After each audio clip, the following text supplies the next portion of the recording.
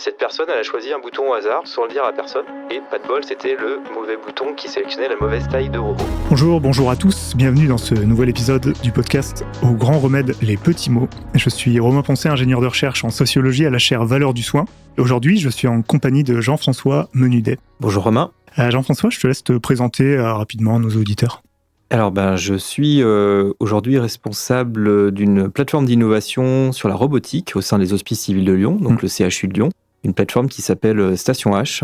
Et on teste, on expérimente, on évalue des robots dans plein de conditions différentes, notamment des robots sociaux, et je crois que tu auras l'occasion d'en parler un petit peu, parce qu'on a un projet en commun. Effectivement. Ce qu'il faut savoir, c'est qu'au niveau de la direction de l'innovation des Hospices civils de Lyon, donc à laquelle Station H est rattachée, il y a d'autres plateformes d'innovation sur d'autres thématiques, comme par exemple tous les outils digitaux, tout ce qui est autour de l'impression 3D ou de l'imagerie et de l'intelligence artificielle. Donc il y a une vraie dynamique autour de l'innovation aux Hospices civils de Lyon portée par une direction dédiée. Ouais. Okay. Sur mon parcours, moi je suis ingénieur de formation, ça fait à peu près 20 ans que je travaille dans le domaine de la santé. Assez logiquement, j'ai commencé par faire de la technique, de la R&D pendant 10 ans. Puis à un moment donné, j'ai basculé sur d'autres thématiques qui sont plus liées sur les usages. Et ça fait maintenant 10 ans à peu près que je travaille sur plutôt du management de l'innovation en santé, beaucoup tourné sur les questions d'usage. Vous êtes vraiment sur la robotique et non pas sur le reste des technologies. Oui, c'est le parti pris, c'était de se dire la robotique est déjà présente à l'hôpital, notamment dans les blocs opératoires, la robotique chirurgicale. Oui. Elle est déjà très présente dans les entrepôts de logistique en dehors de l'hôpital. Et donc, il faut se préparer quand on est à l'hôpital, finalement, à l'arrivée de cette technologie de robotique pour voir si elle a un sens ailleurs dans l'hôpital. Donc, par exemple, pour faire de la logistique hospitalière, pour faire de l'accueil de patients, supporter des tâches pénibles dans l'hôpital globalement. En sachant que sans doute, les problématiques de l'industrie et celles de l'hôpital ne sont pas les mêmes. Donc, il faut penser un petit peu comment cette robotique s'intègre et si elle doit s'intégrer, de quelle manière et quel impact elle a. On se connaît depuis une petite année autour d'une étude qu'on a en commun qui s'appelle SolarNav. SolarNav, c'est une étude qui aborde la robotique sociale qui est en contexte hospitalier. En fait, ce que va produire l'introduction de cette robotique sociale, cette fois-ci plutôt côté soignant, en lien avec les Hospices civils de Lyon. Également la start-up française Enchanted Tools et son robot social Mirokai, c'est celui-là qu'on va étudier. Ça avait un sens de t'inviter après avoir invité Thomas Sanchez, qui était ingénieur en intelligence artificielle. On est allé à Lausanne pour le rencontrer. Il nous parlait de la course à l'innovation scientifique. Le fait que dans cette course à l'innovation, au final, il y avait la question des besoins réels du terrain qui était parfois un peu mise de côté. Et Jean-François, l'anecdote que tu vas nous raconter, elle parle justement d'une confrontation entre la technologie et le terrain. C'est une anecdote plutôt dans ma vie d'ingénieur, où je travaillais dans une start-up de robotique chirurgicale. Ouais. Donc on développait un robot pour assister le chirurgien dans certaines tâches particulières. J'allais régulièrement au bloc opératoire pour voir un petit peu comment le robot fonctionnait, puisqu'en général, il y avait toujours des remontées de terrain pour dire qu'il y avait des choses qui ne marchaient pas comme ça devrait. Et la taille de ce robot devait être paramétrée, sélectionnée au démarrage de l'opération. Puisque selon sa taille, en fait, il ne se comportait pas de la même manière. Et il fallait que l'ordinateur qui le pilotait, finalement, connaisse la bonne taille de robot qui était ce jour-là dans le bloc opératoire. On avait un écran qui présentait les 3 tailles possibles. Il fallait appuyer sur le bouton de la taille qui correspondait. Donc de notre point de vue ingénieur, ça paraissait assez simple. Il n'y avait pas de sujet, quoi. Il n'y avait pas de sujet. On avait mis des messages pour confirmer en disant « Vous êtes sûr que c'est la bonne taille de robot ?» au cas où les gens hésitent et se posent des questions. Si on se trompait de taille, le robot, en gros, pouvait fonctionner dans le mauvais sens. Il allait vers l'avant, il reculait ou inversement. Potentiellement, ça pouvait générer des choses derrière inattendues au bloc opératoire. Effectivement. Mais pour nous, on était assez serein parce qu'on avait réfléchi à cette manière de sélectionner la taille, des messages d'avertissement. On avait fait de la formation sur les équipes. Et puis en fait, ce qu'on n'avait pas anticipé, c'est que dans un hôpital, le personnel, notamment infirmier de bloc, tournait beaucoup. Qu'en fait, la configuration du robot n'était pas faite par le chirurgien, mais plutôt par son équipe d'infirmiers ou d'assistants dans le bloc. Et en raison du turnover qu'on avait dans le fonctionnement du bloc opératoire, il y a eu un jour, la personne qui était en charge de configurer ce robot n'était pas formée. C'était peut-être sa première journée dans ce bloc-là. Et n'a pas osé demander qu'est-ce qu'il fallait qu'elle fasse. Probablement parce que peut-être que le chirurgien le matin était arrivé de mauvaise humeur, avait commencé un petit peu à engueuler tout le monde, que ça avait créé une ambiance un peu tendue. Cette personne, elle a choisi un bouton au hasard, sans le dire à personne. Et pas de bol, c'était le mauvais bouton qui sélectionnait la mauvaise taille de robot. Aïe. Personne n'est au courant. Au début de l'intervention, le robot devait faire un certain mouvement, plutôt pour se reculer et sortir du patient. Et là, comme c'était la mauvaise taille, il est avancé dans le patient et ça a provoqué une, heureusement, petite hémorragie qui a pu être rapidement jugulée par le chirurgien, mais potentiellement, ça aurait pu être critique. Je me suis dit que j'avais raté plein de choses parce qu'on n'avait pas pensé à des problèmes de formation liés au turnover dans les équipes, aux problèmes de gradient hiérarchique entre le chirurgien et son équipe Tous ces sujets-là, en fait, m'ont vraiment interpellé au point de me dire, mais c'est plutôt ça qui m'intéresse, c'est savoir comment une technologie va trouver ou pas une place dans une organisation de travail dans le domaine de la santé. Et c'est à partir de ce moment-là où je me suis d'ailleurs intéressé plus au sujet du facteur organisationnel humain et tous les sujets d'interface homme-machine, d'organisation, maîtrise des risques aussi dans les organisations de santé.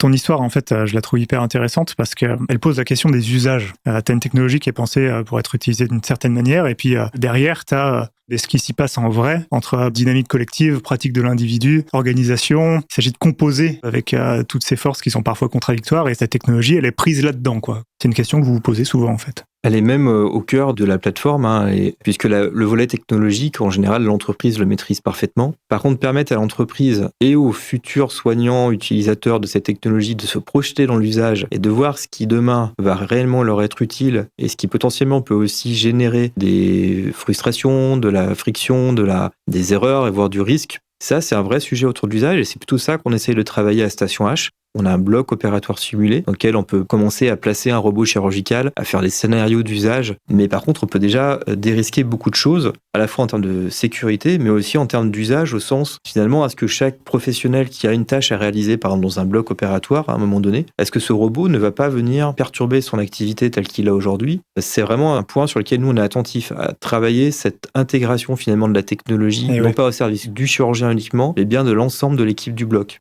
Tu dirais que ça fait de Station H quelque chose d'assez atypique ? Alors, ce qui est la signature, c'est finalement le fait qu'on travaille sur tous les usages de la robotique dans tous les environnements possibles à l'hôpital. La particularité de Station H, c'est de faire ça sur la robotique, mais partout où ça peut trouver un sens à l'hôpital. On n'a pas en effet vraiment d'équivalent en France et probablement même en Europe aujourd'hui. C'est vraiment ça aujourd'hui notre ADN quelque part. Dans les soins, on a parfois des discours du type « on nous met des technos à prix de dingue » alors qu'on pourrait simplement recruter, former, etc. T'en penses quoi de ce discours ? Est-ce que c'est un discours que tu as entendu ?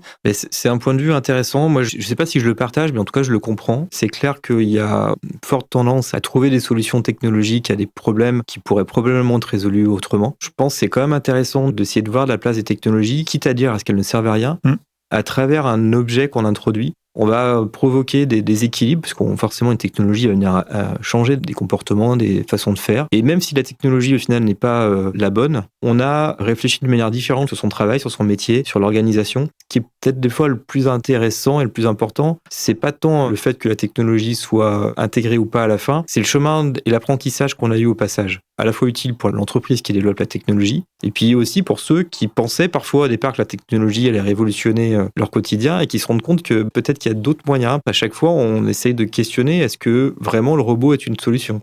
On essaye toujours de prendre du recul sur la pertinence de la technologie. Et c'est vraiment un des sens aussi du projet SolarNav, de travailler avec vous au niveau de la chaire, c'est de profiter évidemment de ce projet aussi pour questionner comment un certain nombre de services dans l'hôpital fonctionnent et comment ils pourraient se projeter aussi dans les évolutions par l'arrivée d'un robot, mais peut-être aussi par d'autres moyens.